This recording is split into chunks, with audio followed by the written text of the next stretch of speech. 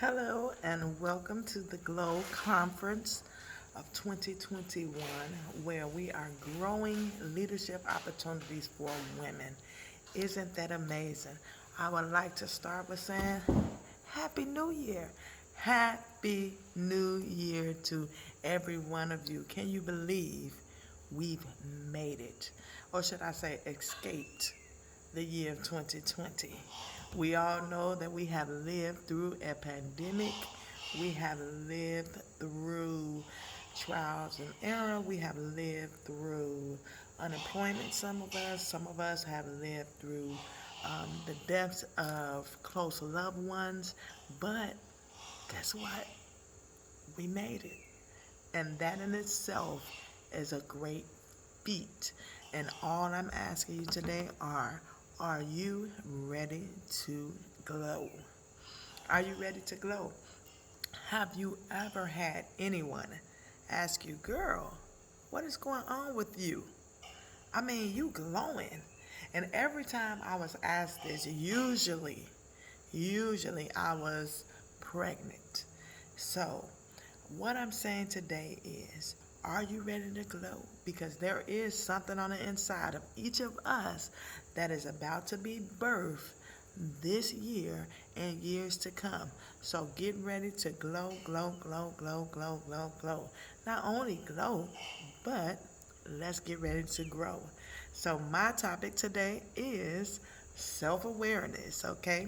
Which totally means to grow in so many areas that have to do with our own personal values, our own beliefs, our own understanding, our habits, our emotions, our strengths, our weaknesses, being aware of these things. I'm able to motivate myself most of the time. And how am I able to motivate myself and manage stress? I manage my expectations. I manage my expectations. So, self awareness, when we speak of awareness, we speak of a consciousness that we have about a certain thing. And we are talking about us becoming more conscious of ourselves. I understand today that my audience is women.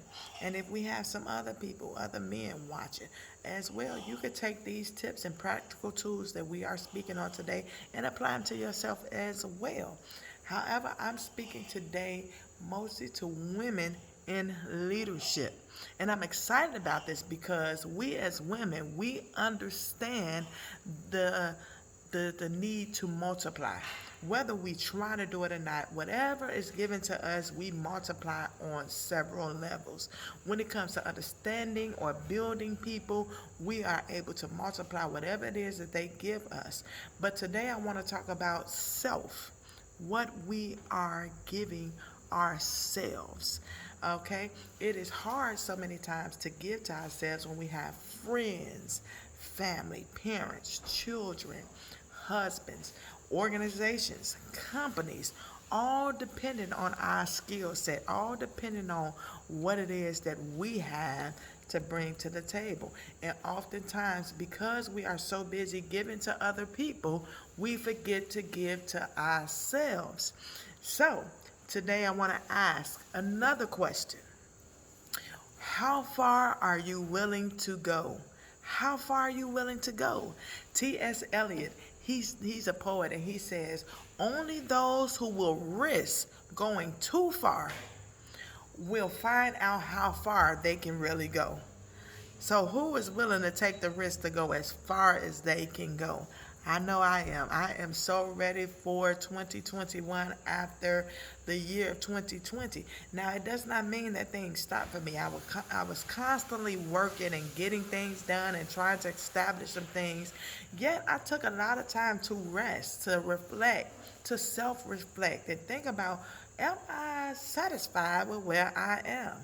I remember there reading a story about a psychologist at Harvard University. Not only was he a professor or a psychologist, but he was an author of a book called Mindfulness.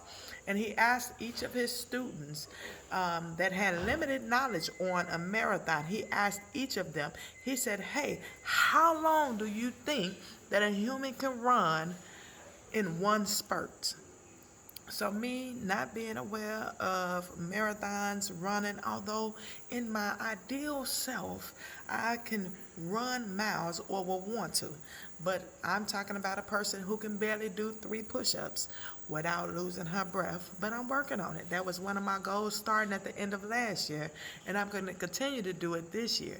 But anyway, to answer that question, some of them said like 20 miles because they knew if he's asking this question, it must be further than they would think. So some of them said 20 miles, and some that knew a little bit about marathons, they knew that marathon running could be about 35 miles. Like one of the largest marathons could be about 35 miles. However, the answer was 200 miles. 200 miles someone was able to run in one spurt. And that to me is extremely amazing. We know that 1 mile is about 8 blocks. So we're talking about a lot of running, okay?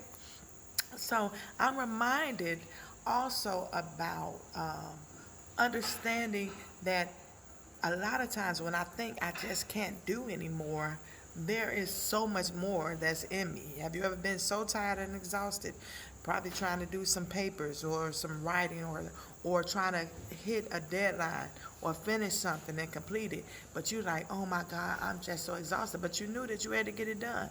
Yet and still, there was some more in you. I'm reminded of another story that I read about the Navy SEALs and this training that they get. They go through tough training, mental training, tough training, just to get them to the capacity of where they need to be. And so they have this 40% rule, whereas it's not just a rule that they came up with, but scientifically, they understand that once you are at a place of being tired or fatigued, that you have only reached 40% of your physical capacity. Yes. Once you feel an inkling of being tired, once you feel an inkling of exhaustion, there is only 40% of your physical capacity that you have used, meaning that you have 60% more of your capacity that you can and able to use. Isn't that interesting? So it's all about how we perceive in our mind what it is that we can do. Things of this nature can only be done when we take the limits off ourselves. When we take the limits off ourselves, I come to tell myself, if anyone can do it, anyone can do it. Are you hearing what I'm saying? If anyone can do it, anyone can do it. So if they are able to reach more than that 40% capacity and then go all the way to 100% capacity, I'm able to do it. I don't have to be a Navy SEAL to make this understanding that I can do more than what I feel that I'm capable of doing.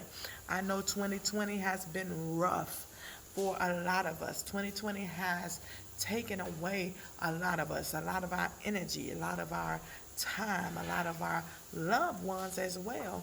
But there is more for each of us to accomplish. There is more for each of us to do.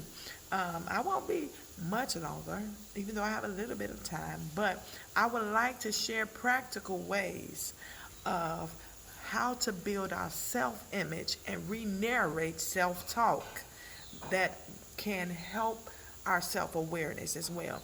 First, we must change our self-concept.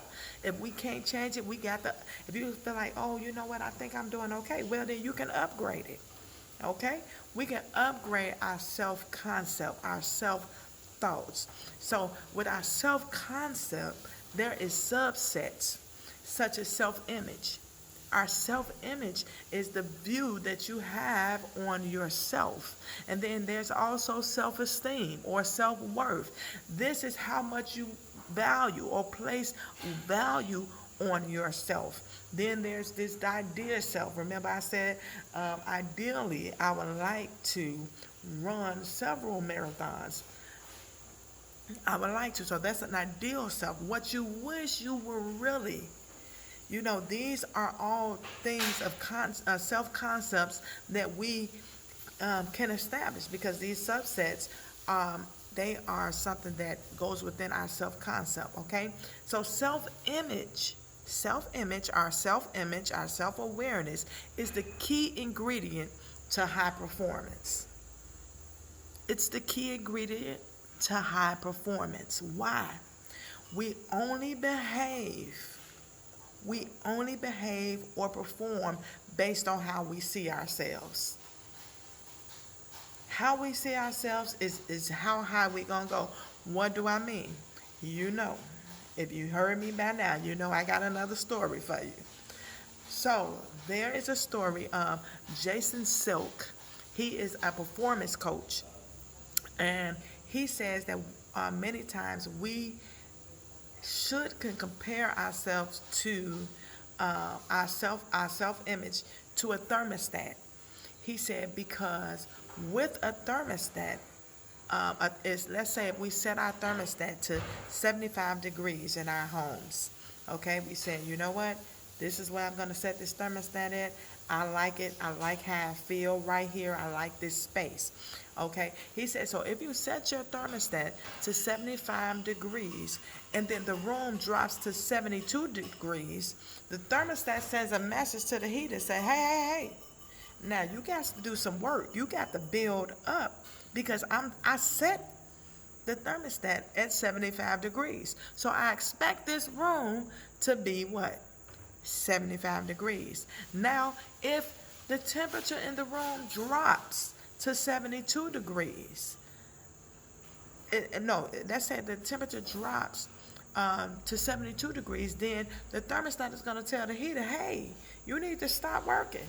You need to bring, you know what, hey, it's going a little too low. No, if it goes 72 degrees, you're telling it you need to work, speed it up. Okay, you need to come up to where you need to be, which is 75 degrees. And then if it gets too high, like 76 degrees, then the thermostat is going to tell the heater, hey, you need to stop working. You're going above, too high. And so it's the same with our self-image. Wherever we set ourselves at, that is exactly where we're going to go. So what does the thermostat do? All day long, the thermostat, it guards and governs the temperature, the rise and the drop of the room. So I must ask another question. Where have you set your self-image? Where have you set your self-image, okay? Where have you told yourself, this is as far as I'm going to go? Now, you may not thought that you told yourself or put a limit on yourself, but a lot of times we have, because sometimes we feel like I may not be that smart, or I can't do this, or I'm only able to do this. I remember when I first started exercising, and then I would tell the trainer, look, I can't do no more. I got to stop. And she would say, it's all in your head. It's all in your mind. Keep pushing. You got this. And so one thing I've come to understand, that your identity precedes your activity. Where you identify yourself going is where you will go, because your identity precedes your activity. Your identity precedes your activity. So, what am I saying about self-image? Self-image change, and if it is not supported about where you want to go, you won't go there. So know that our self-image changes, and if it is not supporting where you want to be right now or where you're trying to go, listen, it is time to change it. I heard about an 18-40-60 rule. Now this 18-40-60 rule is coined by Dr. Daniel Amen. Dr. Daniel Amen, he tells us that human beings think about others at different stages of life. Now, 2 of these stages I have been through. It says when you're 18 years old, you think about what everybody in the world think about you. You wondering like, oh, I wonder what they saying about me.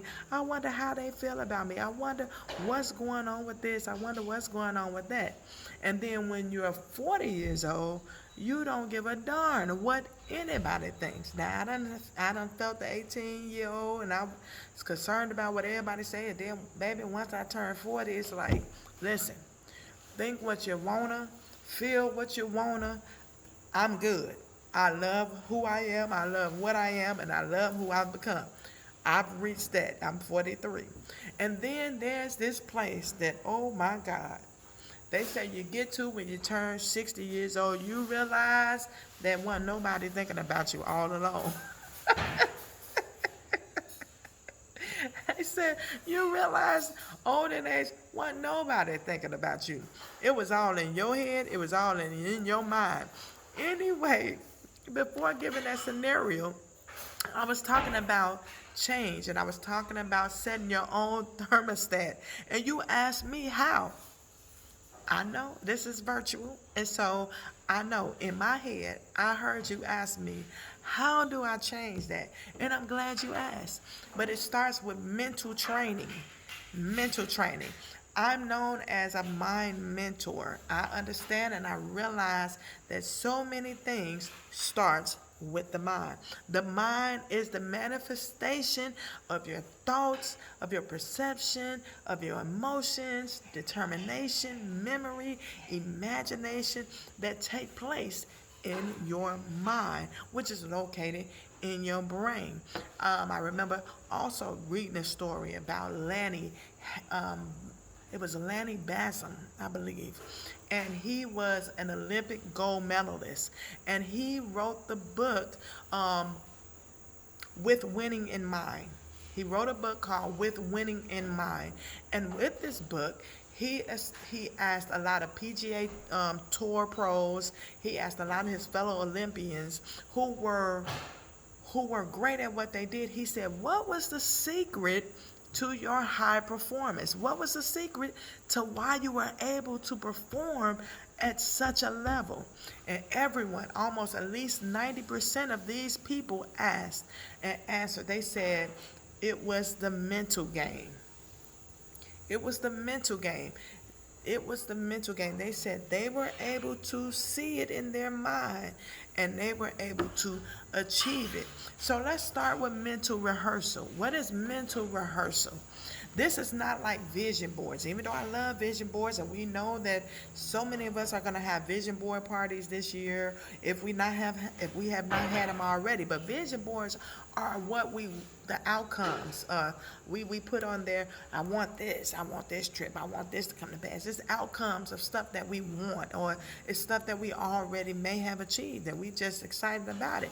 But when I talk about mental rehearsal, rehearsing the process of taking action. So you're replaying in your mind the action steps that you must take. I must take action towards getting these results. So you mentally rehearse performing tasks in the most effective way, and you see yourself perfecting these moves and these tasks and succeeding in the way that you thought of it in your mind, the actions that you took in your mind. Have anyone seen the movie Queen's Gambit, which was on Netflix? That was a movie I really, really loved, and it was about this little girl who played chess really, really well. She was taught by the janitor. She was in this orphanage, and she went down to the basement, and the janitor was playing chess, by herself, pretty much playing chess. And so she asked, "Well, can you teach me?" After teaching her a few of the concepts of what chess was, she began to visualize moves before she took them. And not only her moves, but her opponent moves. And so she played out the whole game in her mind before the game was even played. And she was able to become this great champion all across the world because of her ability in her mind to take the steps and the actions before she even got to that place. So we start rehearsing our actions in our mind. And so even with rehearsing those actions in our mind, we must also add a personal statement with it, saying, I'm best at accomplishing this task. I'm great at doing this. And I guarantee you those things will happen. I remember growing up, I used to always tell my siblings that I was my father's favorite child. Now, I don't know if I was my father's favorite child. However, because I continued to say it, I think they all believed it and he believed it as well. Now, we don't know how true it is, but it was something that I placed in my mind. Even when I think of certain issues that I have physically, with my health, there are certain things that, or sicknesses that I have come across, whereas I told myself, no, this is not going to overtake me. And mentally, I was able to heal myself. And so what I'm saying is a person can take action and achieve goals in their mind before they even accomplish it. So a lot of the things that I say to myself, I say, if my mind sees it, I can achieve it. So let me tell you one more story before I get out of here. And because I know it is so fitting about what it is that I'm sharing with us, being aware of who we are and of being aware of what's on the inside of us. So there's this story about, I got to think of it. There's a story about Richard Branson. I wrote it down in my notes. Richard Branson was a businessman, and he operates about 400 businesses under his brand, Virgin Group. And his business range from music brands to telecom, airlines, commercial space lines, all kind of things. But he has this quote that he says, take action before you're ready. I love it. Take action before you're ready. Now, where did that come from? In 1970, Richard was on his way to some meeting that he really, really needed to get to. But he was in the United States and he was stuck at the airport. Now, what happened was they delayed his flight and no one was able to get to their destination. They had delayed the flight to the next day, but he knew he needed to be where he needed to be. What ended up happening was everyone around him was complaining about one person had to get to a wedding, another person had to get to this meeting, another person was complaining about they needed to go here or they needed to go there.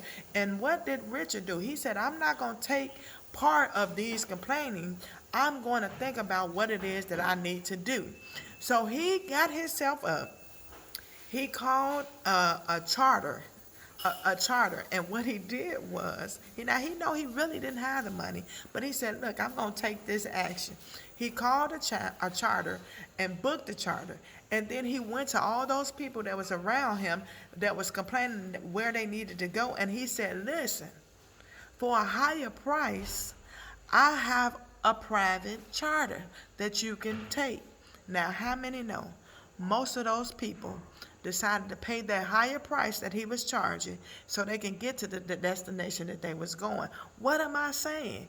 He did not spend his time looking on what the outside, the airlines, the United States Airline was doing. He said, let me go within myself and make some connections and think about what it is that I can do so I can get to where I need to get to. And so in this incident, after this incident, he was able and inspired to set up Virgin Atlantic Airlines. And he has this famous quote that I said before. He said, take action before you're ready. So I want to leave you with a key formula that I came up with is mind, the mind formula. And this is to boost self-awareness. So what do I say? First, you should meditate day and night with gratitude. Okay? Meditate day and night with gratitude. Where you see yourself going, where you want to live, how you want to look. And then I'm also saying how you run your day. Either you run your day or your day run you. So you must take meditation. Take your day and night as meditation to clean out your think tank. You must clean out your think tank. So when problems arise and you lack clarity, when you meditate, you bring your thoughts into subjection and say, look, I'm going to think clear, because when I think clear, I can make the best decisions and I can take actions even faster, okay? So the next thing we do is intercept negative thoughts and statements. Once these negative thoughts come to tell you what you can't do, you can't do this, you can't do that, you want to intercept those thoughts. You want to say, no, this thoughts is not coming my way, because every single day we are bombarded with 60 to 90,000 thoughts a day, and usually 95% of those thoughts are the same that we had yesterday. So we want to intercept negative thoughts. Anything that's coming that's negative, we want to intercept, get them out the way, because we want to think the best about ourselves in every step of the way. And if you have a negative thought, apologize to yourself and say, no, you're not thinking this way. We're going to think better. After you do the intercept and you intercept negative thoughts, you want to nurture some great affirmations. Nurture your mind with positive affirmations. Say, I can, I will, I must succeed at all things. And you will succeed at all things. The last and final thing is to drive. Drive towards this new identity. Drive towards this new mental state. Drive towards new opportunities with passion. Know that you have what is inside of yourself to be all that you need to be. Women, I am saying, are you glowing? Are you growing? Are you ready to go? Look at yourself and say, girl, you is glowing. Why? Because there is something on the inside of you that you are birthing. There is something on the inside of you that is growing. So I want to leave you with this quote from Gandhi. And he says, if I have the belief that I can do it, I shall surely acquire the capacity to do it, even if I may not have it at the beginning. So even if there are some things that you know you do not have, know that you have the capacity to grow and glow. Thank you for joining me.